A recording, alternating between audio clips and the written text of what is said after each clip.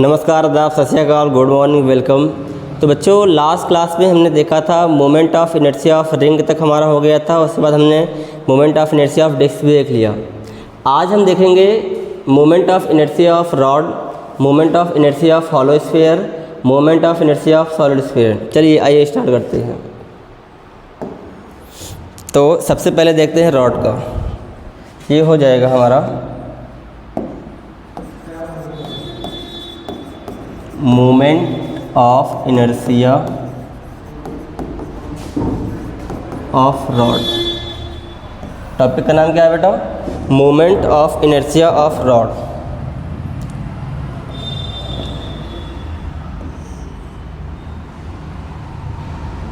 ये हमारा रॉड है।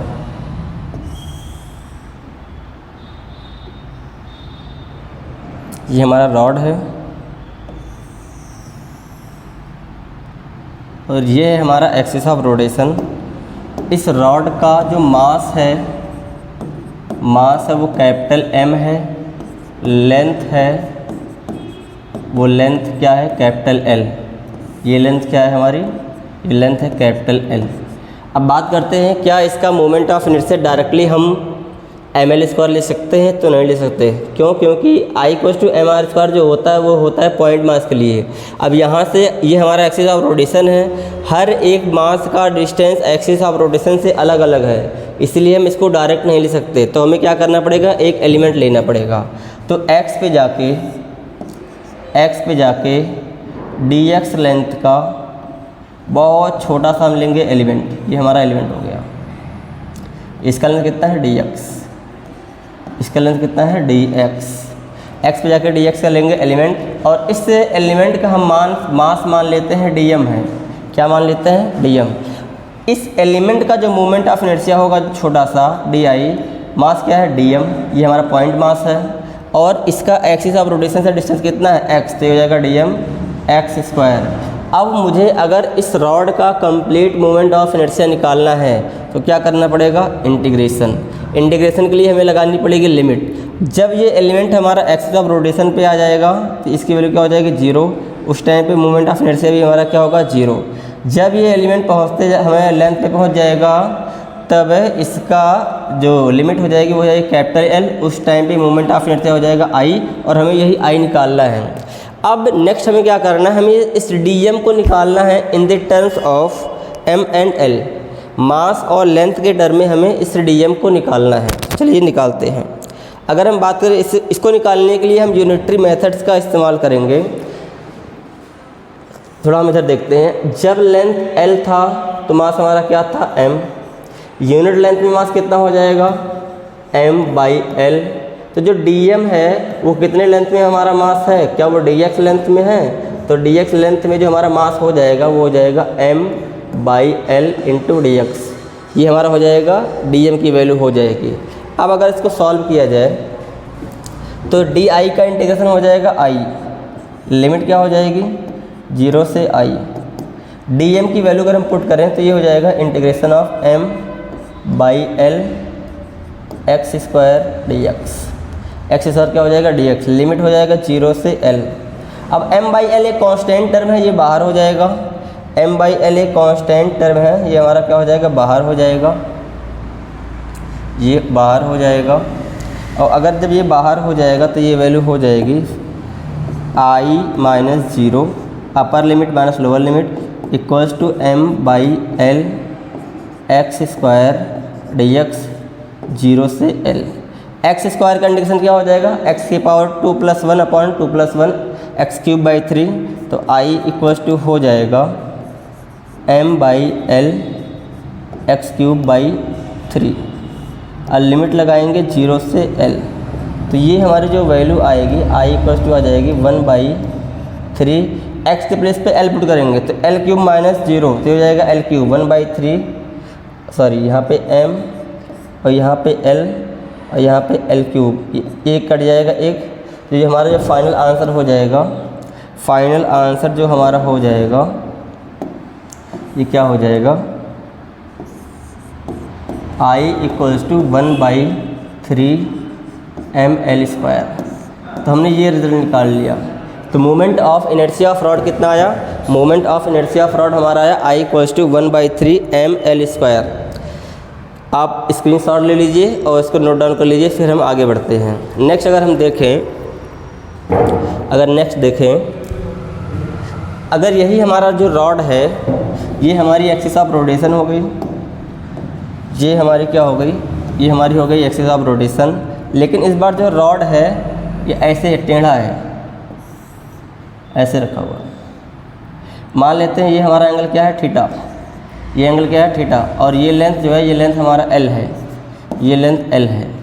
तो अब इसके लिए क्या हम दोबारा इंटीग्रेशन करेंगे, नहीं, आप हम इस ये जो लेंथ है ना, इसको दो पार्ट में रिजॉल्व कर लेंगे, एक अलोंग द एक्सिस, एक परपेंडिकुलर टू द एक्सिस। तो अगर हम इसको रिजॉल्व करें तो इस डायरेक्शन में जो इसका लेंथ होगा, ये अगर L है तो इधर जो लेंथ होगा वो हो जाएगा L cos थीटा, और इसका इधर जो लेंथ हो जाएगा वो क्या हो जाएगा, L sin थीटा। अब ये जो L cos थीटा है ये एक्सिस ऑफ रोटेशन पे ही है, तो डिस्टेंस क्या हो जाएगा, 0 एक्सिस ऑफ रोटेशन से। लेकिन जो परपेंडिकुलर लेंथ हमारा बनेगा वो क्या बनेगा, L sin थीटा। तो जो हमने अभी फार्मूला डिराइव किया है तो वहाँ पे L था, तो यहाँ पे L के प्लेस पे जैसे हमारा फार्मूला I = क्या था, 1/3 ml², ये हमारा फार्मूला था। अब वहाँ पे लेंथ पूरा हमारा L परपेंडिकुलर था, लेकिन यहाँ पे परपेंडिकुलर लेंथ कितना है, L sin थीटा है। तो ये वैल्यू हमारी हो जाएगी, L को रिप्लेस कर देंगे L sin थीटा से, तो I की वैल्यू हो जाएगी 1/3 ml sin थीटा का होल स्क्वायर। तो I की वैल्यू हो जाएगी 1/3 ml² sin स्क्वायर थीटा। क्या बात समझ में आई, क्या बात समझ में आई, एनी डाउट? अब चलिए हम देखेंगे, अगर ये रॉड है, अगर एक्सिस ऑफ रोटेशन मान लीजिए बीच से पार करेगी तो इसका मोमेंट ऑफ इनर्शिया क्या होगा। इसको आप एक बार स्क्रीनशॉट ले लीजिए, फिर हम आगे बढ़ते हैं। नेक्स्ट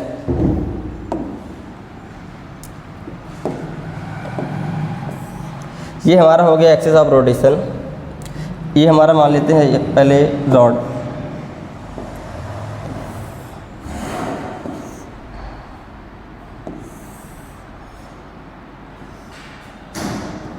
इस बार एक्सिस ऑफ रोटेशन के आसपास कर रहा है 20 से।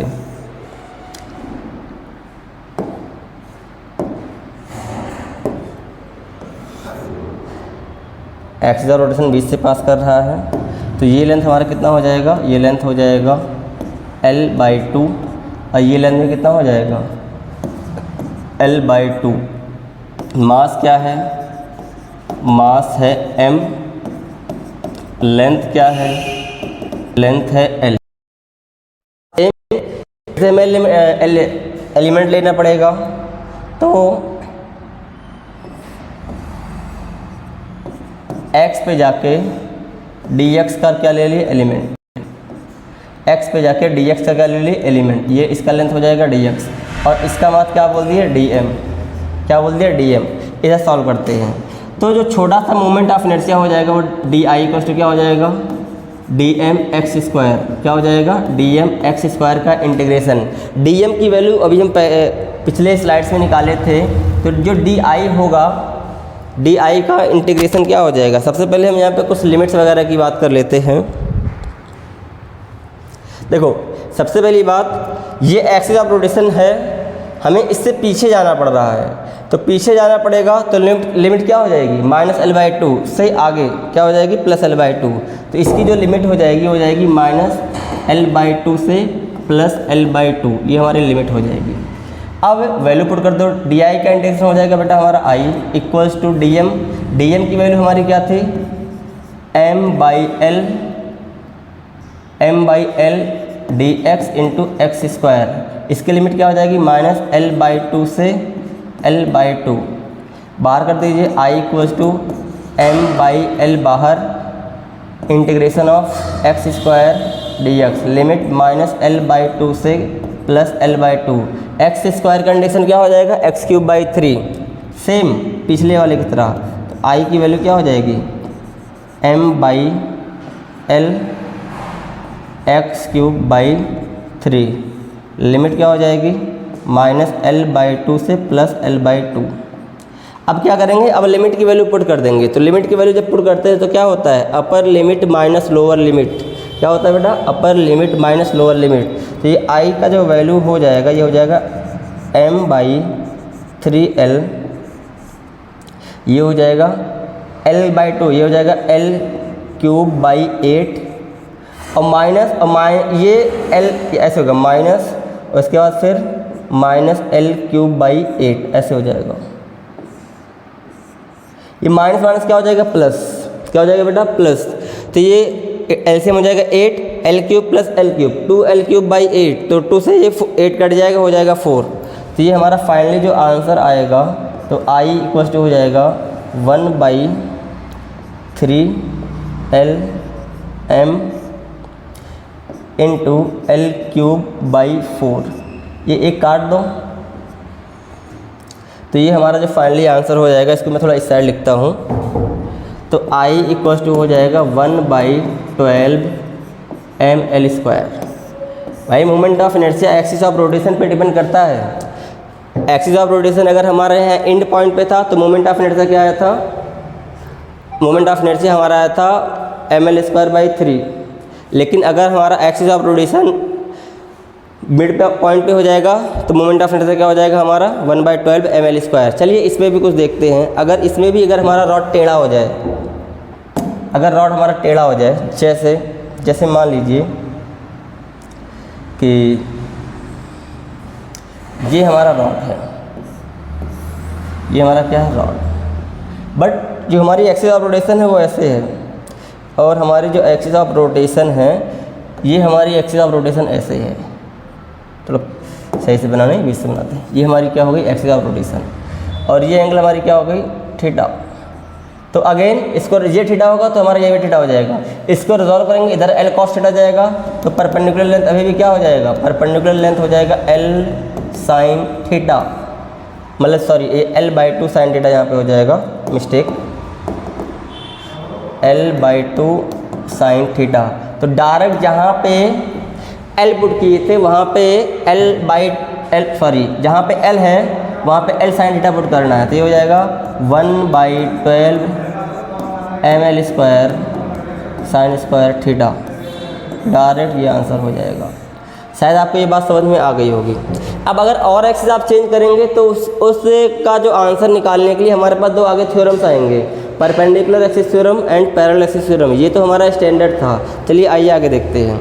अब आगे हम कुछ शॉर्टकट सीखते हैं। शॉर्टकट जैसे इसमें आपसे पूछा जाएगा moment of inertia of rectangular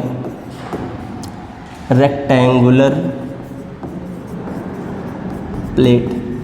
अगर आपसे किसी भी एक रेक्टेंगुलर प्लेट का मोमेंट ऑफ इनर्शिया पूछ ले, क्या पूछ ले, रेक्टेंगुलर प्लेट का आपसे अगर मोमेंट ऑफ इनर्शिया पूछ लिया जाए जिसका मास m है, लेंथ l, ये हमारा हो जाएगा रेक्टेंगुलर प्लेट, ये हमारा हो जाएगा रेक्टेंगुलर प्लेट, ठीक है। और इसकी जो लेंथ है ये लेंथ मान लेते हैं l, और इसकी जो ब्रेथ है, ब्रेथ मान लेते हैं b, और हमारा ये जो moment of axis of rotation है ये हमारा हो गया एक्सिस ऑफ रोटेशन। ओके, तो भाई देख शॉर्ट ट्रिक से सॉल्व करेंगे हम।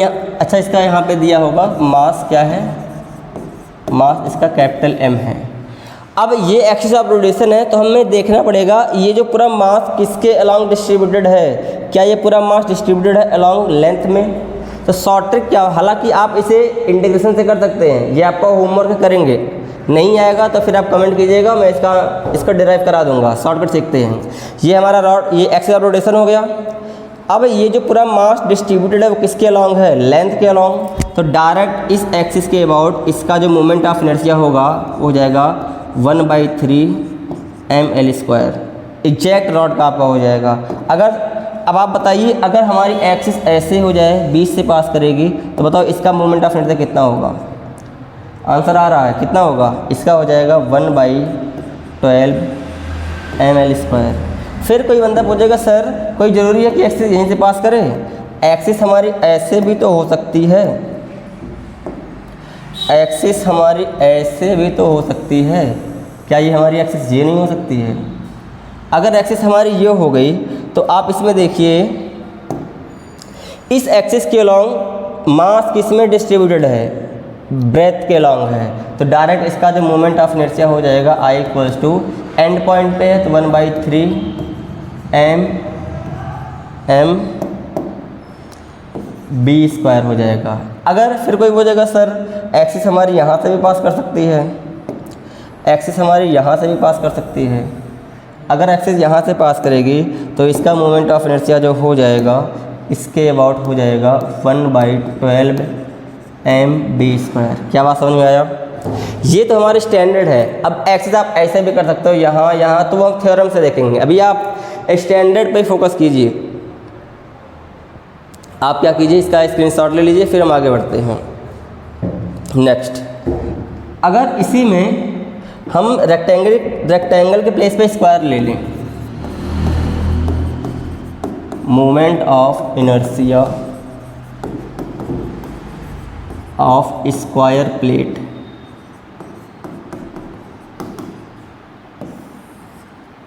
मास क्या है, मास है m, साइड क्या है, साइड को मान लेते हैं a, और ये हमारा क्या हो गया, स्क्वायर हो गया।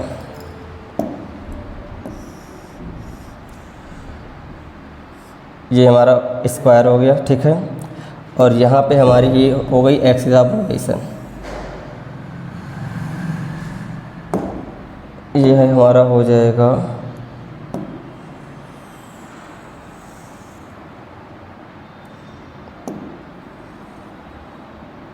Axis of rotation. अब ये साइड कितना है, a है, साइड कितना है a।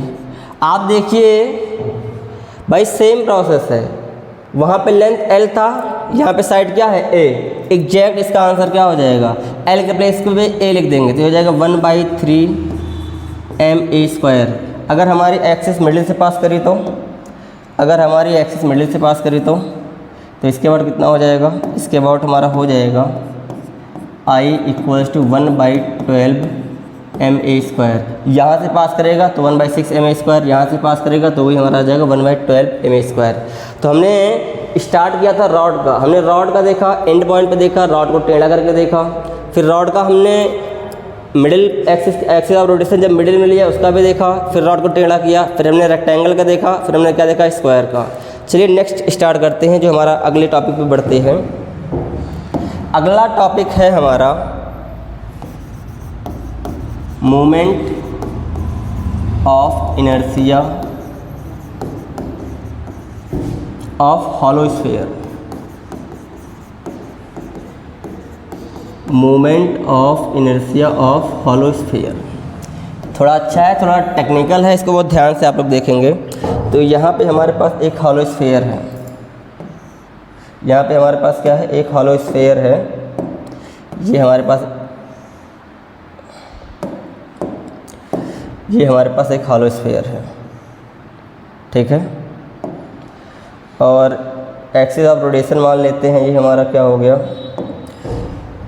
ये हम मान लेते हैं ये हमारा क्या है, एक्सिस ऑफ रोटेशन है। क्या है, रोटेशन। अब बात ये आ रही है ना कि क्या इस एक्सिस ऑफ रोटेशन से सारा मास का डिस्टेंस सेम है। आप देखिए यहाँ से डिस्टेंस r हो जाएगा, लेकिन यहाँ से डिस्टेंस और कम, ये तो एक्सिस पे ही आ गया। तो जैसे जैसे एक्सिस से जा रहे हैं डिस्टेंस बढ़ता जा रहा है, फिर घट जा रहा है, तो इसे भी हमें इंटीग्रेशन से का सॉल्व करना पड़ेगा। फिर बात आती है सर लेना पड़ेगा एलिमेंट। तो एलिमेंट क्या लें, जैसे हमने वहाँ पे लिया था x पे जाकर dx, तो यहाँ पे एलिमेंट कैसा लेना पड़ेगा। तो सबसे पहले आपको ये सोचना पड़ेगा एलिमेंट कैसा लें। एलिमेंट हमेशा ऐसे लेते हैं जिससे कि लेयर बाय लेयर जोड़ने पे हमें वो चीज़ मिल जाए। जैसे मान लीजिए ये हमारा जब हमने डिस्क का किया था, जब हमने मोमेंट पिछले लेक्चर में डिस्क का किया था, तो अगर लेयर बाय लेयर अगर हम रिंग जोड़ते जाएँ तो क्या एक टाइम पे हमें डिस्क मिल जाएगा। इसलिए हमने एलिमेंट कैसा लिया, एलिमेंट हमने लिया रिंग का। यहाँ पे भी हमें एलिमेंट रिंग का लेना पड़ेगा। अगर यहाँ पे छोटा रिंग बड़ा रिंग लेयर बाय लेयर करते जाइए, आपको मिल जाएगा, हमें क्या मिल जाएगा, कंप्लीट हॉलो स्फीयर मिल जाएगा। तो हमें एलिमेंट क्या लेंगे, हम एलिमेंट लेंगे रिंग लेंगे। तो हॉलो स्फीयर का मोमेंट ऑफ इनर्शिया निकालने का तरीका क्या है? ये जो तरीका है,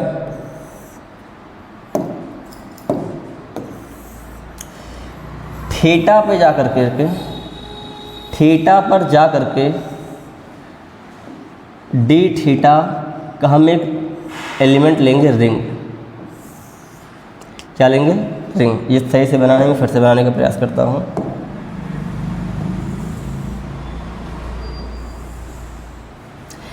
थीटा पर के जा करके डी थीटा का क्या ले लेंगे? एलिमेंट लेंगे, रिंग। अगर इसका टॉप व्यू देखें, हम इस एलिमेंट का टॉप व्यू देखें तो ये टॉप व्यू ऐसे बनेगा आपका। ये क्या है? इसका टॉप व्यू है। अगर इसको ऊपर से देखें, स्पेलिंग में देख लेना। अब अगर हम बात करें इसका रेडियस क्या होगा, ये रेडियस तो r है, ये r ए थीटा, तो ये वैल्यू क्या होगी? r cos theta. तो इसकी जो रेडियस होगी, इस रिंग का जो रेडियस होगा, क्या ये यही रेडियस होगा? और इसकी वैल्यू क्या हो जाएगी? इसकी वैल्यू हो जाएगी r cos थीटा। इसकी वैल्यू क्या हो जाएगी? r cos theta. अब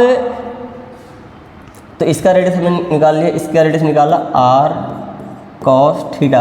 अब फिर हमें इसका निकालना पड़ेगा थिकनेस, इसकी मोटाई निकालनी पड़ेगी। क्यों? क्योंकि हमें इसका मास भी निकालना पड़ेगा।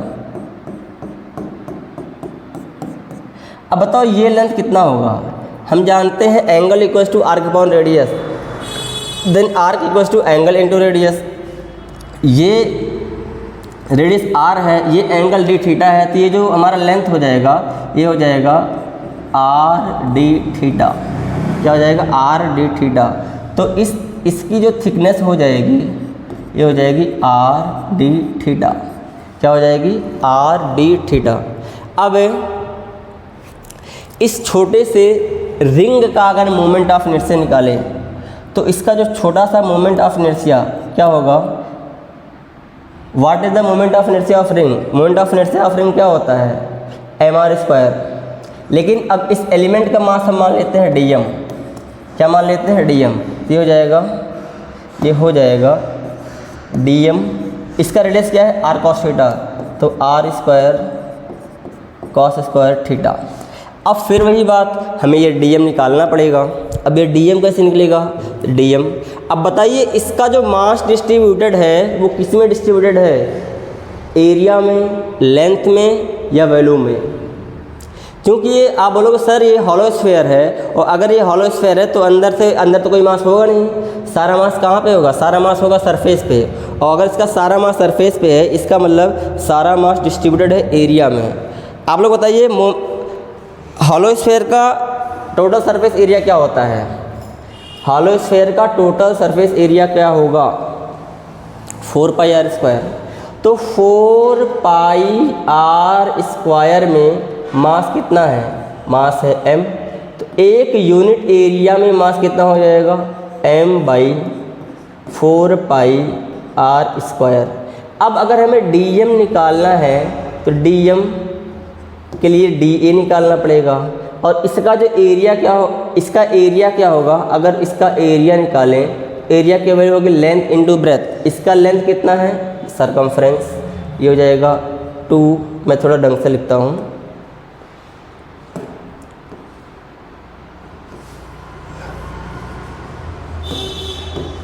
इसका जो dA होगा वो dA क्या हो जाएगा? Length into breadth. इसका लेंथ क्या है? ये है, ये हो जाएगा 2πr। लेकिन इसका रेडियस क्या है? r cos theta. ब्रेथ के प्लेस पे क्या हो जाएगा? ये मोटाई, तो ये हो जाएगा r d थीटा। ये हमारी वैल्यू हो जाएगी dA की। तो इसका जो मास हो जाएगा, ये हो जाएगा m/4πr² into 2πr cos theta, sorry 2πr² cos theta d theta, r² पाई 2 1 जा 2 2 2 जा 4। ठीक है, तो जो dm की वैल्यू आई, ये वैल्यू क्या आई? m/2 cos theta d theta. dm की वैल्यू क्या आ गई बेटा? m/2 cos theta d theta. ये वैल्यू हम वहाँ पे रखेंगे और हमारा आंसर आ जाएगा। चलिए निकालते हैं। तो जो डी आई है, डी एम की वैल्यू क्या आई है, m/2 cos theta d theta, और ये हो जाएगा r² cos स्क्वायर थीटा। अगर इसको रीअरेंज करें तो जो डी आई की जो वैल्यू हो जाएगी, ये वैल्यू हो जाएगी m/2 r² cos cube theta d theta का इंटीग्रेशन। क्या होगा, इंटीग्रेशन। अब इंटीग्रेशन में हमें लगाना पड़ेगा लिमिट। क्या लगाना पड़ेगा, लिमिट। भाई ये एलिमेंट हमें यहाँ से लेकर के यहाँ तक पूरा जाना है, तो जब ये एलिमेंट यहाँ पे आएगा तो हॉरिजॉन्टल लेवल से कितना एंगल नीचे आएगा, -90, और जब ये एलिमेंट यहाँ पहुँच जाएगा तो क्या हो जाएगा, +90। इसमें हमारा ये पूरा एलिमेंट कवर हो जाएगा। तो इसकी लिमिट हो जाएगी -π/2 से +π/2। क्या हो जाएगी, -π/2 से +π/2। एक काम कीजिए, आप लोग इतना स्क्रीनशॉट ले लीजिए, फिर मैं नेक्स्ट पेज पे चलता हूँ। चलिए, या फिर मैं इसी को शॉर्ट करता हूँ जिससे कि क्लियर हो जाए। आप लोग इतना अच्छे ढंग से लिख लीजिए।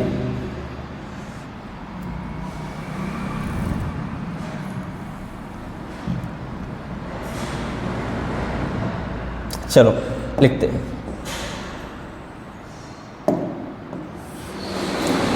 इसको हम लिखते हैं, इसको मैं फिर से लिखता हूँ। अच्छा, डी आई मैं फटाफट लिख देता हूँ। डी आई का इंटीग्रेशन क्या हो जाएगा, m/2 cos क्यूब थीटा को हम क्या लिखेंगे।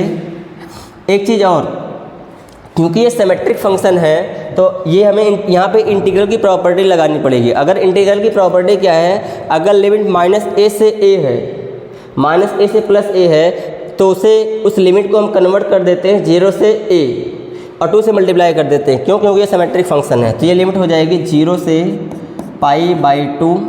cos क्यूब थीटा को लिखेंगे cos थीटा, फिर cos स्क्वायर थीटा आएगा। cos क्यूब थीटा को लिख सकते हैं cos theta into cos square theta. cos square theta को लिख सकते हैं 1 - sin square theta d theta. क्या बात समझ में आया, ठीक। मल्टीप्लाइड बाई 2, इस 2 से ये 2 क्या हो जाएगा, कट जाएगा। इस 2 से 2 कट जाएगा। अब हमें इसको सॉल्व करना पड़ेगा। अब यहाँ पे कुछ चीज़ें और मानेंगे। Let sine theta equals to t. तो साइन थीटा का इंटीग्रेशन क्या हो जाएगा, cos theta d theta equals to क्या हो जाएगी, dt। इसका मतलब जहाँ पे cos थीटा डी थीटा वहाँ पे क्या लिख सकते हैं, dt। ठीक है, तो फिर ये हमारा ये हो जाएगा, ये हमारी वैल्यू हो जाएगी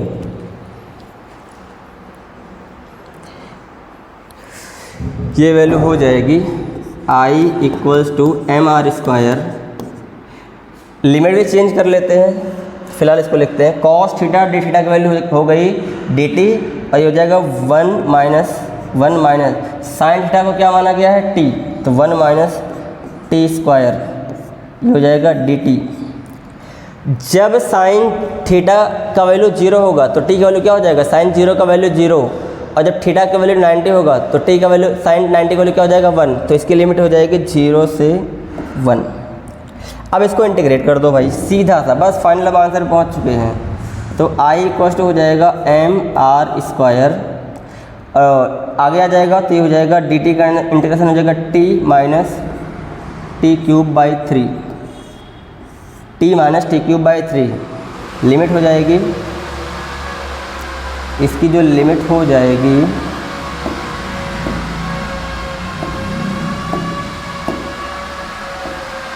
लिमिट है 0 से 1। अब इसको यहाँ थोड़ा हम यहाँ पे आके लिखते हैं, वरना आपको दिखेगा नहीं। तो I इक्वल्स टू क्या हो जाएगा, mr² 1 - 1/3। तो I की वैल्यू क्या हो जाएगी, ये हो जाएगी 2/3 mr²। तो यहाँ पे हमारा ये कंप्लीट डेरिवेशन कंप्लीट होता है। Moment of inertia of hollow sphere क्या हो जाएगा, 2/3 mr²। क्या हो जाएगा बेटा, 2/3 mr²। चलिए नेक्स्ट देखते हैं।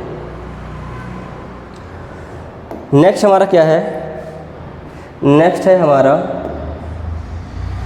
Moment of inertia of solid sphere क्या है बेटा? Moment of inertia of solid sphere.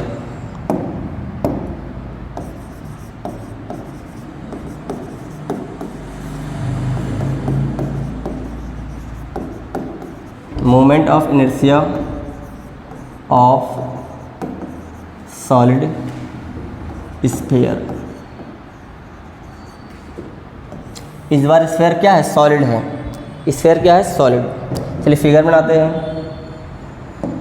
तो ये हमारा हो गया सॉलिड स्फीयर, ये हमारा क्या हो गया? Solid sphere. अब सॉलिड स्फीयर इसका मतलब इस बार मास किस में डिस्ट्रीब्यूटेड है? लेंथ में, एरिया में, वॉल्यूम में। क्योंकि ये सॉलिड है इसीलिए इसका जो मास डिस्ट्रीब्यूटेड है वो किस में डिस्ट्रीब्यूटेड है? वॉल्यूम में। ठीक। एलिमेंट कैसा लेना चाहिए? अगर हम हॉलो स्फीयर को लेयर वाइज रखें तो क्या हमें सॉलिड स्फीयर मिल जाएगा? जी मिल जाएगा। तो इसीलिए इस बार जो हमारा जो एलिमेंट होगा वो क्या होगा? वो x पे जाकर dx का एक हॉलो स्फीयर हो जाएगा। x पे जाकर dx का जो एलिमेंट क्या है? ये हॉलो स्फीयर है। ये हो जाएगा x, इसकी मोटाई कितनी है? dx, और इसका रेडियस कितना है? r। मास m है, मास क्या है? m। रेडियस क्या है?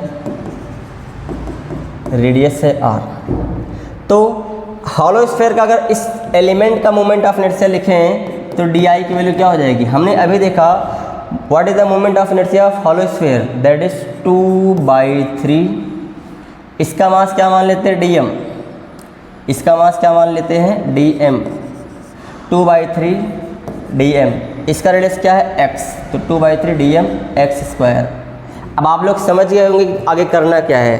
फिर dm की वैल्यू निकालेंगे और पुट कर देंगे, इंटीग्रेट कर देंगे। चलिए निकालते हैं।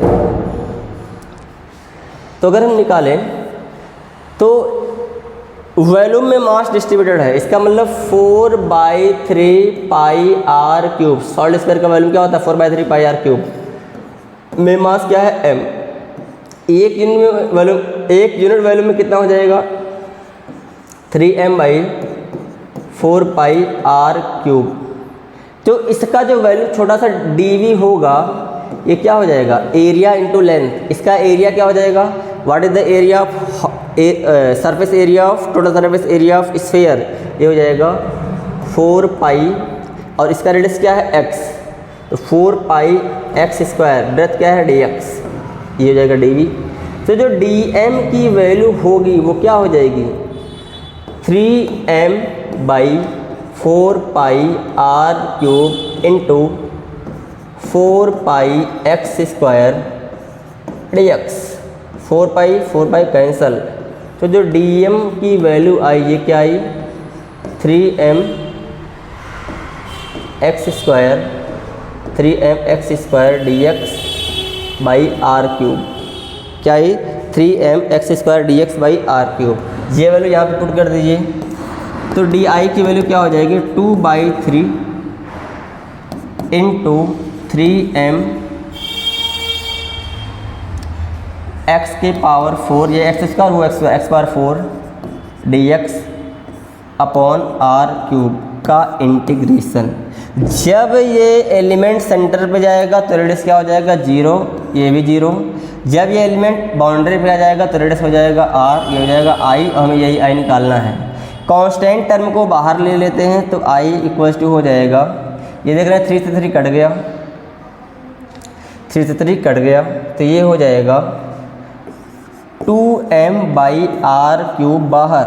Integration of x⁴ dx limit हो जाएगी 0 से लेके कैपिटल R। क्या हो जाएगी? 0 से लेके कैपिटल R।